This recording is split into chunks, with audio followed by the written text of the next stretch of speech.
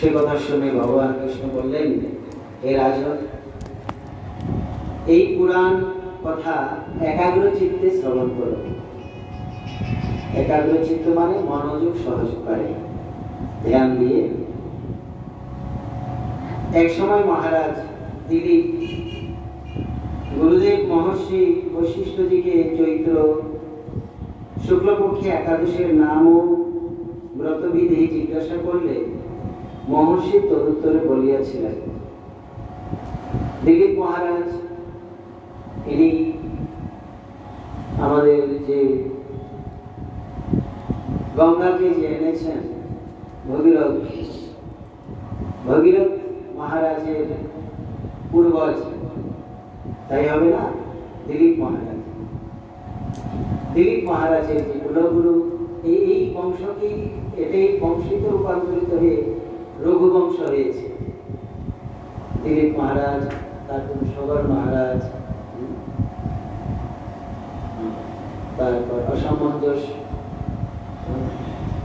দিলীপ, ভগীরথ ইত্যাদি করে শেষ পর্যন্ত ভগীরথী গঙ্গাকে আনান করার জন্য সমর্থ হলেন। সেই দিলীপ মহারাজ তিনিও তাদের যে গুরুদেব মহর্ষি বশিষ্ঠকে এই একাদশী ব্রতের বর্ণনার কথা, একাদশীর কথা জিজ্ঞাসা করলেন, মহিমার কথা। তখন ওই মহর্ষি বশিষ্ঠ দিলীপ মহারাজকে বললেন, রাজন, এই একাদশীর নাম কামদা। পবিত্র এই একাদশী পাপ ভস্মকারী ও পুত্র প্রদানকারী। ইহার মাহাত্ম্য শ্রবণ করো। প্রাচীনকালে রত্নপুর বা ভোগীপুর নামে এক নগর ছিল।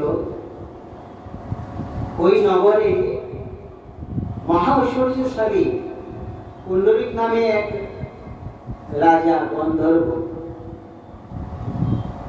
সেই রাজা গন্ধর্ব, কিন্নর ও অপ্সরাগণ দ্বারা পূজিত হয়ে স্বর্গরাজ্য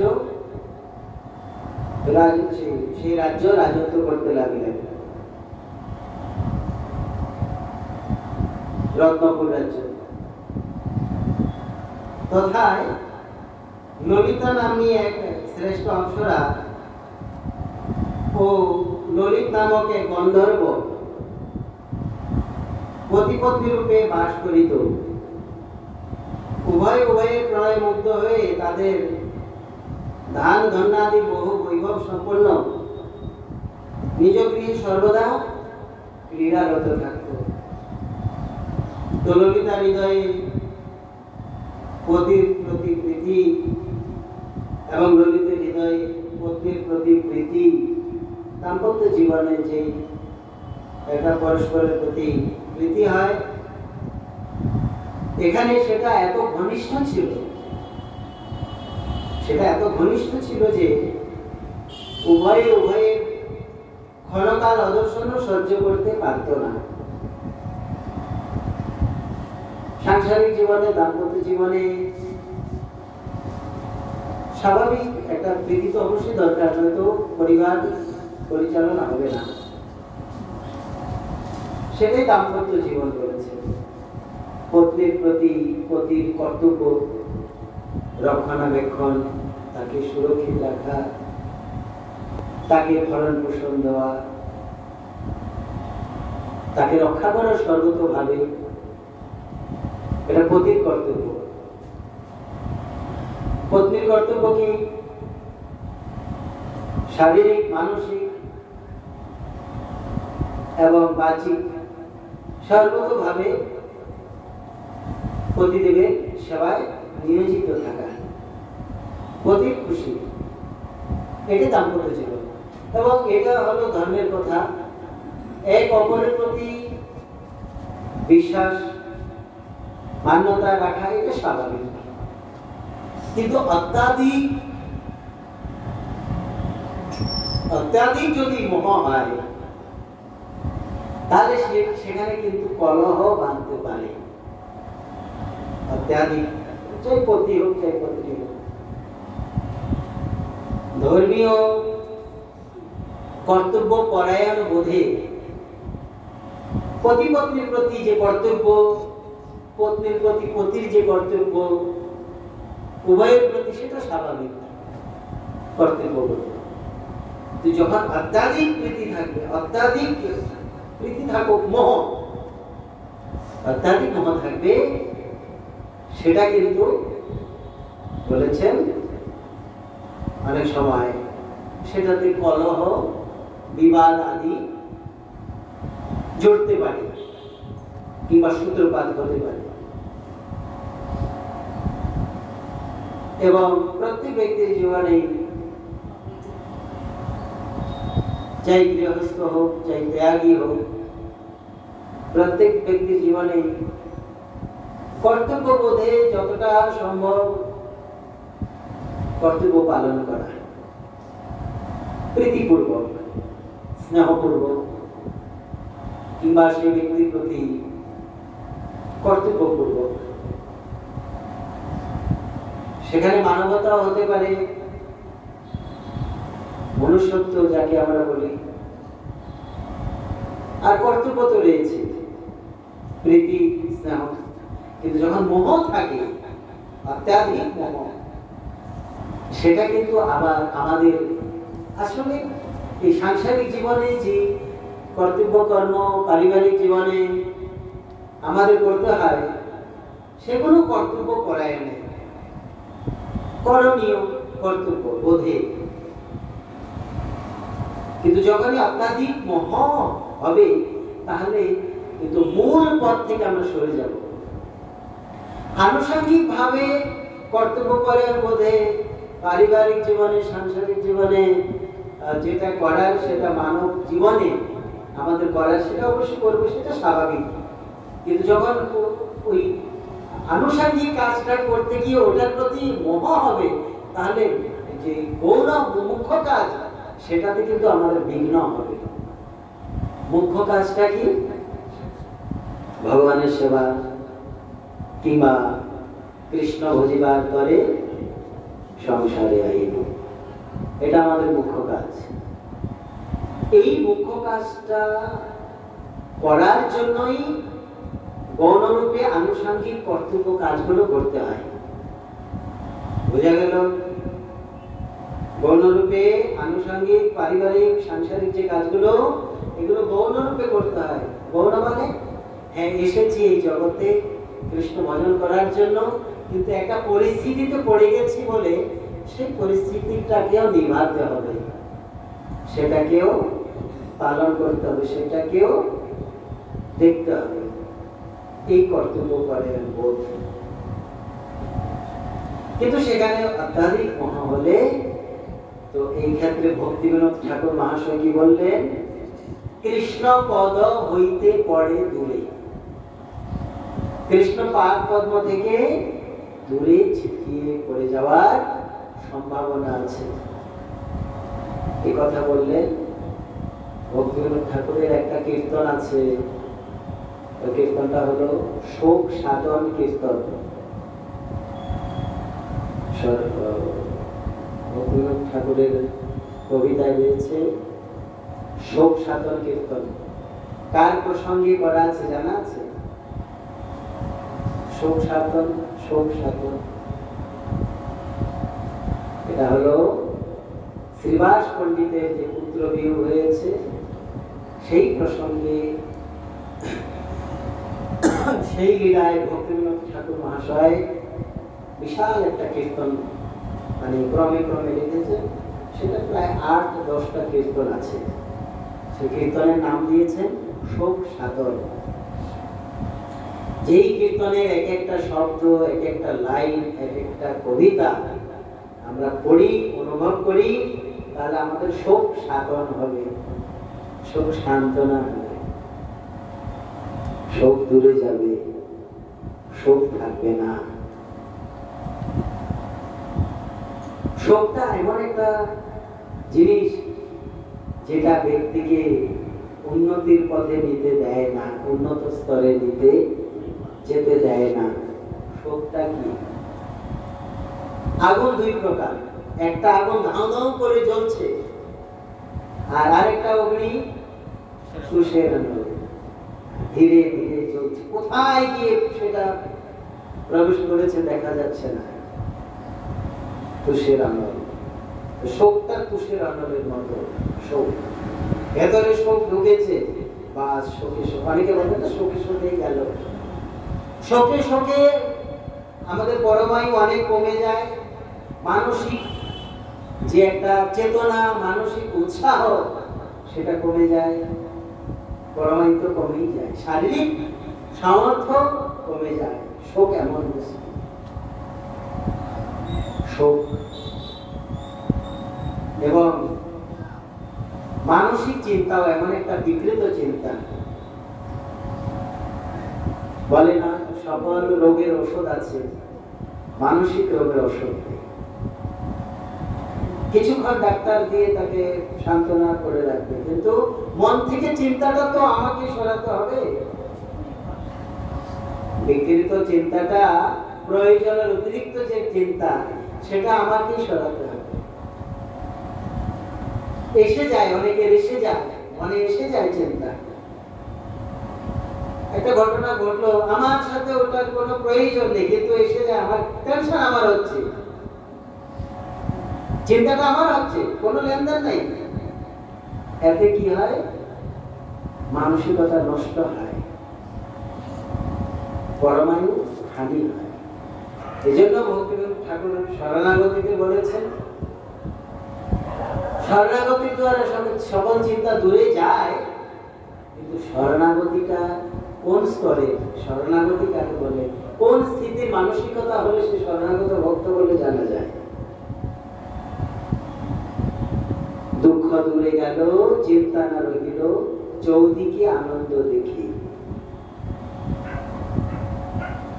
ভগবত চরণে যখন শরণাগত হবে, তখন তার দুঃখ থাকবে না, মনে দুঃখ থাকবে না। যদি মনে দুঃখ আসছে, তো ভাববেন পূর্ণ শরণাগত হয়নি, আমাদের কোর্স চলছে, কমপ্লিট হয়নি।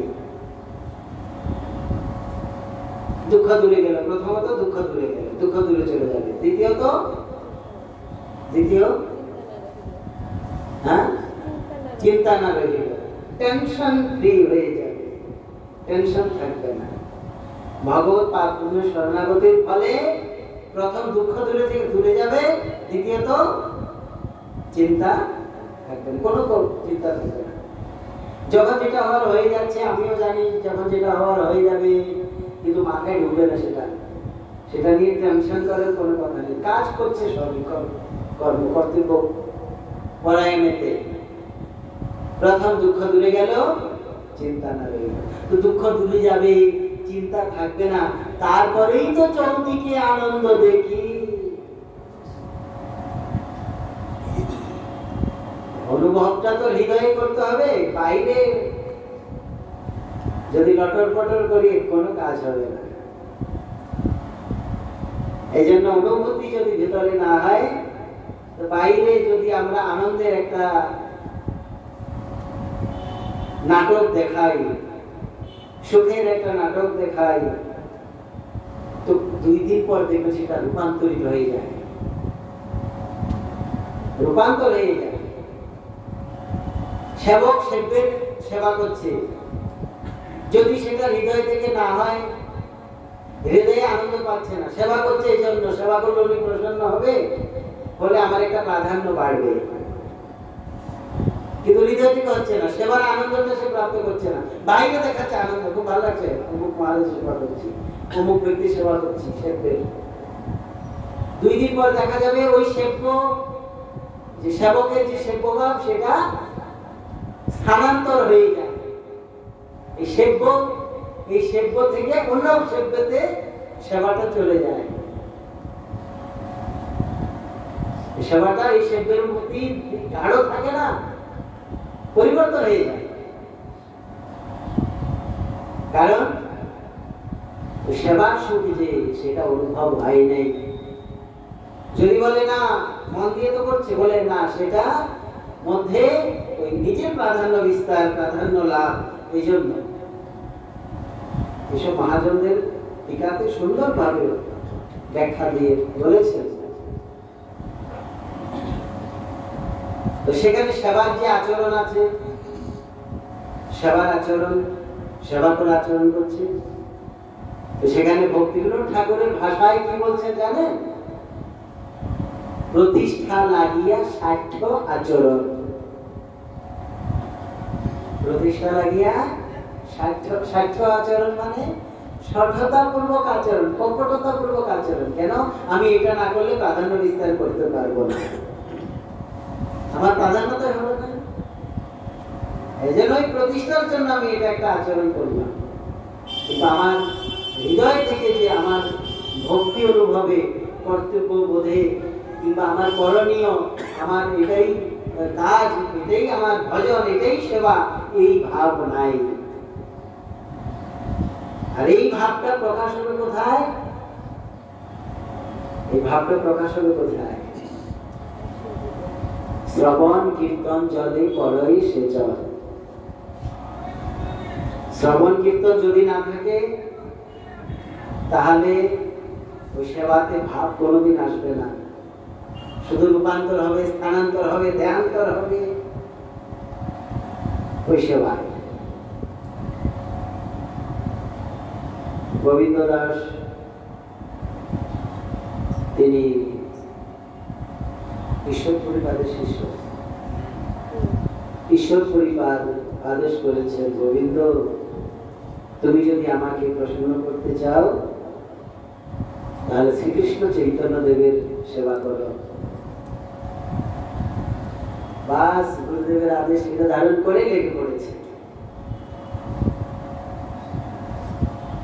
একদম এমন ভাবে লেগে পড়েছে শেষ পর্যন্ত, মহাপ্রভুর অন্তর্ধান পর্যন্ত গোবিন্দ সে সেবা করে গেছে। এই হলো সেবক সেবা, সেবকের সম্বন্ধ একদম একনিষ্ঠ ভাবে নিত্য প্রতিদিন একইভাবে চলবে। আর যখনই দেখবেন এই সেবাতে লাভ, পূজা, প্রতিষ্ঠার আশা আছে, তখন দেখবেন রূপান্তর, স্থানান্তর, দেহান্তর এগোতেই থাকবে, কিংবা সেব্যান্তর, সেব্য পরিবর্তন হয়ে যায়।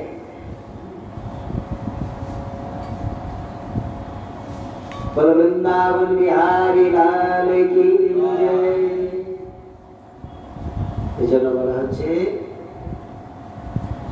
দুঃখ তখন দূরে যাবে যদি শরণাগত হৃদয় দিকে আসে। এই জন্য বিদ্যাপতি একটি কবিতা তিনি লিখেছেন, কত বিদগ্ধ জন রস অনুমানই, অনুভব কাহকে না পেখল, বিদ্যাপতি কহে পরাণ জুড়াইতে, লাখনা মিলল এক।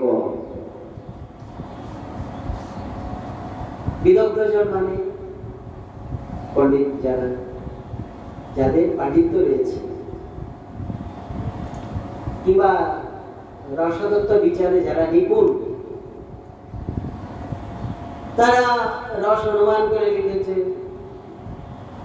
অনুভব অনেকেরই হয় না, অনুমান করে ভগবত তত্ত্ব সম্বন্ধে লিখেছে। কত বিদগ্ধ জন রস অনুমানই, অনুভব কাহকে না পেয়ে খল।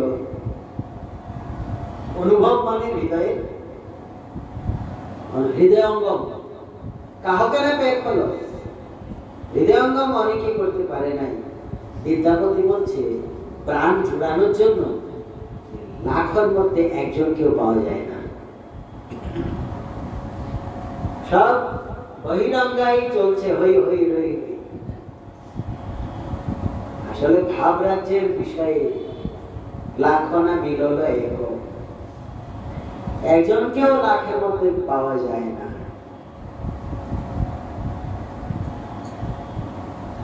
এই একাদশী ব্রত মাহাত্ম্যে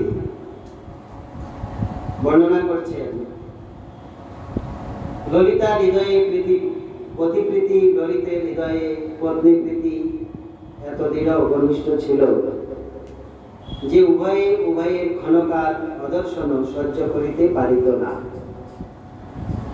একাদশী মাহাত্ম্যের কথা আমরা শ্রবণ করছি, এই কথা শ্রবণ করাচ্ছে কে? কে শোনাচ্ছে? কাকে? দিলীপ মহারাজকে। এই প্রসঙ্গটি আবার কে কাকে শোনাচ্ছে? হ্যাঁ, যুধিষ্ঠির মহারাজকে ভগবান শ্রীকৃষ্ণ শোনাচ্ছে। রত্নপুরের ঘটনা, রত্নপুরের রাজা, সে রাজার রাজ্যে গন্ধর্ব কিন্নর অপ্সরা গন্ধারা সেবিত রাজা, সেখানে ললিতা নামী একজন শ্রেষ্ঠ অপ্সরা, ললিত নামক গন্ধর্ব, উভয়ের প্রতি পতিপত্নী প্রণয় পাশে এত আবদ্ধ, ক্ষণকালও না দেখে থাকতে পারেন না, এতটা মোহিত ছিলেন। এক সময় এক মহতী সভায় রাজা পুণ্ডরিক প্রভৃতি গন্ধর্ব ক্রীড়া করছিলেন এবং পত্নীরহিত ললিত সেখানে গান গাইছে। পত্নী ললিত গান গাইছে। ললিতার অনুপস্থিতিতে ললিতের বাণী, স্বর, লয়, তাল, মান সব ভঙ্গ হয়ে যাচ্ছে। কর্কটক নামক এক নাগ, কর্কটক নাগ, সে বুঝতে পারছে, এই রহস্যটা বুঝতে পারছে যে পত্নীর প্রতি অধিক প্রেম, পত্নী আসে নাই বলে বারবার পত্নীর দিকে মনটা চলে যাচ্ছে, এই জন্য সুর, লয়, তাল, মান সব ভঙ্গ হয়ে যাচ্ছে। আচ্ছা, সঙ্গীত সম্বন্ধে আমরা যতটাই অনুভব করতে পারি, এর থেকে বেশি পারে অন্যান্য প্রাণীরা, বিশেষ করে হরিণ সঙ্গীতের খুব অনুভব করতে পারে। যদি সুর, লয়, মান, তাল একদম শাস্ত্রীয় সঙ্গীতের একদম হুবহু হয়, এই জগতে যত রয়েছে সঙ্গীত কারণ, এটা সাধনা চলছে, এটা সাধনা চলছে, কিন্তু এটা একদম মূল যে পাকার, সেটারই সাধনা চলছে। কবে সেটা হবে কেউ জানে না। মূল যে শাস্ত্রীয় স্বর, সকলে সাধনা করছে, অনুসরণ করছে।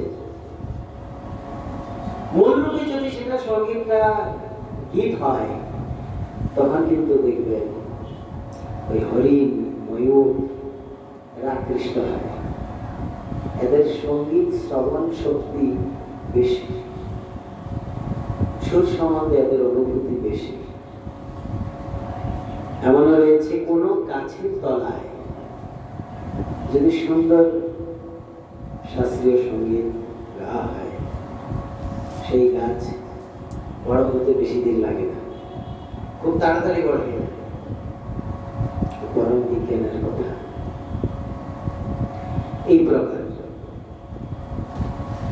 কর্কটক নামক যে নাগ, সেই নাগের তাৎপর্যটা বুঝতে পারলেন।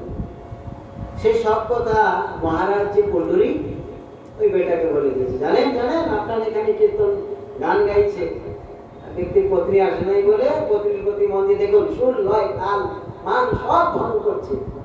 ওই কর্কটক নামক যে অপ্সরা, সেই সর্পটা ওই পুণ্ডরিক নামক রাজাকে বলে দিয়েছে। তখন পুণ্ডরিক অত্যন্ত ক্রুদ্ধ হয়ে ললিতকে অভিশাপ দিয়েছে, ওরে দুর্বুদ্ধে, মহাপাপিষ্ট, তুই আমার সম্মুখে গান করতে করতে স্ত্রীবশ হয়ে সঙ্গীতের তাল ভঙ্গ করেছিস। এজন্য প্রত্যেকটা কাজ শুধু সঙ্গীতই নয়, কীর্তনই নয়, আমাদের এই জগতে প্রত্যেকটা কাজ যখনই যে কাজ করব তার মধ্যে মনোনিবেশ অবশ্যই। যখন যেটা করবেন সুন্দর করে, পরিপূর্ণ করে, সেটাই কর্তব্য এবং এটাই বাস্তব। একটু আদা বাদা করে দিলাম, হলে হলো, না হলে নাই, এটা। এজন্য আমাদের বলা হচ্ছে বৈষ্ণবতা দূরের কথা, আগে মানবতা ভেতরে আনতে হবে। মানবতাই ভেতরে এলো না, বৈষ্ণবতা অনেক দূরে। মানবতা মানে মানুষ।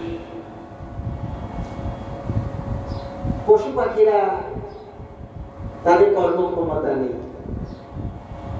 মানুষের কর্মক্ষমতা রয়েছে। মানুষ কাজ করতে পারে, কিন্তু সেটা পরিপূর্ণ করে সুন্দরভাবে মানুষই গুছিয়ে গাছিয়ে কাজটা করতে পারে। যখনই যে কাজ হবে সুন্দরভাবে গুছিয়ে করা, এটাই একটা কলা। এই কলা প্রত্যেক ব্যক্তির জীবনে থাকা উচিত এবং ব্যবহারিক জীবনে প্রয়োজনীয় যে যে কাজগুলো আমাদের করতে লাগে, আমাদের জীবনে যে যে কাজগুলো আমাদের করতে লাগে, যেগুলো আমাদের না করলে না হয়, নিত্য প্রয়োজনীয়, তো আমাদের অবশ্যই সেই কাজগুলো শিখে রাখা, জেনে রাখা, বুঝে রাখা দরকার অবশ্যই। এবং তার মধ্যে মনোনিবেশ। মনোনিবেশ না থাকলে অ্যাক্সিডেন্ট যে কোনো ভাবে হতে পারে, তাই না? মনোনিবেশ না থাকলে শুধু রাস্তায় গাড়ি ঘোড়া যখন চলবে তখনই মনোনিবেশ প্রয়োজন, ঘরে রয়েছে মনোনিবেশের প্রয়োজন নেই, ঘরেও মনোনিবেশের প্রয়োজন আছে। প্রত্যেক জায়গাতে মনোনিবেশ, চোখ কান খোলা রেখে বিবেকের সহিত বুঝে আমাদের কাজ করতে হবে। এই জন্য ভক্তিবিনোদ ঠাকুর বলেছেন, জীবন অনিত্য জানবসার, তাহে নানাবিধ বিপদ ভার। নামাশ্রয় করি যতন তুমি, থাকো আপন কাজে। জীবনটা অনিত্য, এর মধ্যে আবার নানাবিধ বিপদ, কখন কি বিপদ আসে ঠিক। এই জন্য জীবনযাত্রা চলার পথে আমাদের চোখ কান দুটো খোলা আছে, যা দেখছি তাই না, আবার বিবেকের সাথে বুঝতে হবে। বিবেক কিসের জন্য? বিবেকের সাথে বুঝলাম না, তাহলে দেখবেন কখনো সেখানে সমাধান আসবে না। চোখ কান তো রয়েছে ইন্দ্রিয়, হৃদয়ে একজন রয়েছে বিবেক, তার সাথে যদি আমি পরামর্শ না করি, না বুঝি, তাহলে সঠিক সমাধান কোনদিন আসবে না। বলে হরে কৃষ্ণ। এবার রাজা রেগে গেছে, পুণ্ডরিক রাজা ললিতকে বলছে, তুই আমার এই আসরে তালমান ভঙ্গ করছিস। আচ্ছা, তালমান ভঙ্গ করেছে এটা রাজা তো বুঝে নেই, রাজা তো বুঝতে পেরেছে কে? নাগটা। কেন? নাগের শ্রবণ শক্তি ভালো এবং তার মধ্যে শাস্ত্রীয় সঙ্গীতের সম্বন্ধে জ্ঞান ভালো আছে। এই জগতে যত ব্যক্তি রয়েছে সবাই কিন্তু ওই সুর লয় তালমান বোঝে না। অনেক সময় দেখবেন আমরা বাজাচ্ছি, ঠিকই বাজাচ্ছি, আমাদের মনে হচ্ছে ঠিকই হচ্ছে, তারপরে একজন এসে ধমক দিল কিংবা হয়তো একটু সাবধান করলো, এটা হলো না, আমাদের মনে লাগে কি না এটা ঠিকই তো আছে, না হলে অমুক ব্যক্তি তো বলছে না তিনি আমার শ্রেষ্ঠ ব্যক্তি। শ্রেষ্ঠ হতে পারে, কিন্তু সুর লয় তালমান সম্বন্ধে ওনার অনুভব নেই। অনুভবটা যার আছে সে ব্যক্তি সেটা জানতে পারবে, চাই সেখানে শ্রেষ্ঠ ব্যক্তি থাকুক, তিনিও সেটা বুঝতে পারবেন না। সবটাই চলবে, কাজ তো চলেই যাবে, কিন্তু সেই সুর লয় তালমান সম্বন্ধে তারাই বুঝতে পারবে যারা তার অনুভব করেছে, তারা যারা এর মধ্যে রয়েছে। রাজা তো জানেন না, কিন্তু রাজা রেগে গেলেন কেন? ওই সর্পটা বলে দিয়েছেন, সব সর্পজাতি সেটা মিথ্যা কথা বলে না, তাদের ছলনা কপটতা নেই।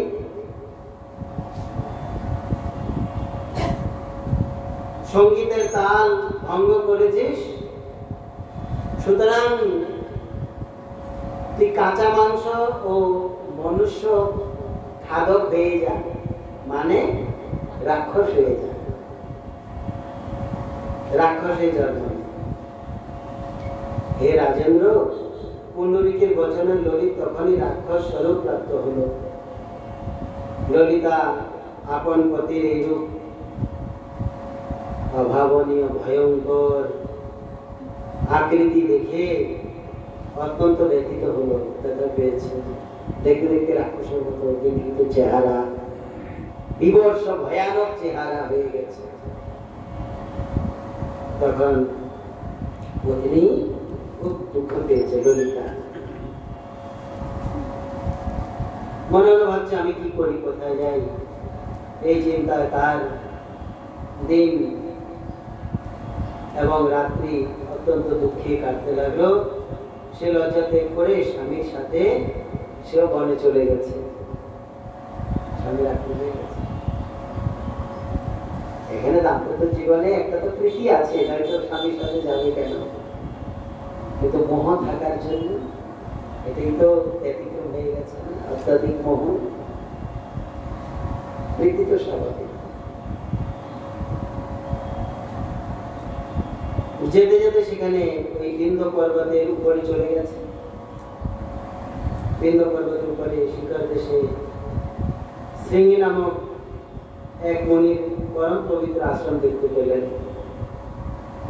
শৃঙ্গী মণির আশ্রম, শৃঙ্গী দেশে। ললিতা অতি শীঘ্র সেখানে গিয়ে মণিবরকে প্রণাম করে যথাযথ নম্রতার সাথে তিনি বসলেন। মণি তাহাকে দেখে জিজ্ঞাসা করলেন, হে শুভে, আপনি কে? কার মেয়ে আপনি? ললিতাকে বলল। কেন এখানে এসেছেন? ললিতা বলল, হে মহাত্মন, আমি বীরধম্মা নামক গন্ধর্বের পুত্রী। আমার নাম ললিতা। আমার শাপগ্রস্ত পতিকে নিয়ে আমি এখানে এসেছি। হে মহামণি, আমার প্রতি গন্ধর্বরাজ পুণ্ডরীকের শাপে নিশাচর হয়েছে। ভুল করেছে, ভুলেতে অভিশপ্ত হয়েছে, এখন নিশাচর হয়েছে, রাক্ষস হয়ে গেছে। হে ব্রাহ্মণ, তার ভয়ানক রূপ এবং দুরাচার দেখে আমি চিত্তে শান্তি পাচ্ছি না। এরকম তো ছিল না। ভয়ানক রূপ, আচরণ, আচার, সেগুলো কিরকম ব্যতিক্রমী। মানুষকে কামড়াতে যায়, খেতে যায়, যাকে দেখে তাকে খেয়ে ফেলে, পশু পাখিগুলোকে যাকে দেখে তাকে খেয়ে ফেলে, এইসব অবস্থা। বিকৃত ভাবে চিৎকার করে। আমাকে কৃপা করে আমার স্বামীর এই যে রাক্ষস জনি সাপ দিয়েছে, রাক্ষস হয়েছে, সেটা থেকে কি করে মুক্তি পেতে পারে আপনি কৃপা করে বলুন।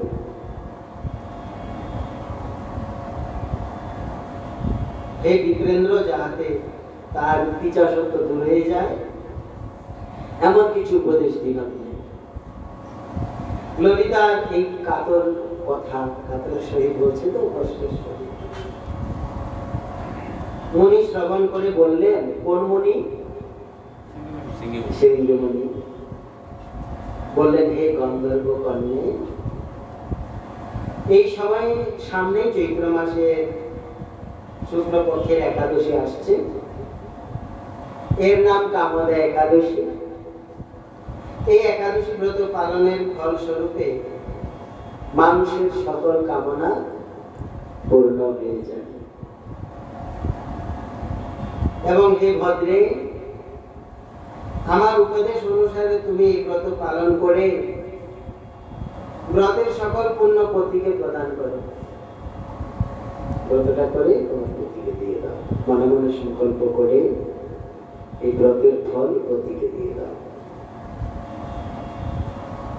এই পুণ্য প্রভাবে তোমার পতি ক্ষণকালের মধ্যে সাপ থেকে মুক্তি লাভ করবে। যে সাপ পেয়েছে অভিশাপ থেকে মুক্ত হয়ে যাবে।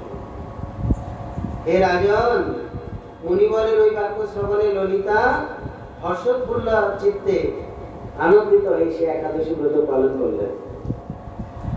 এই কথা কে শোনাচ্ছে? ব্রত কথাটা কে শোনাচ্ছে? কাকে?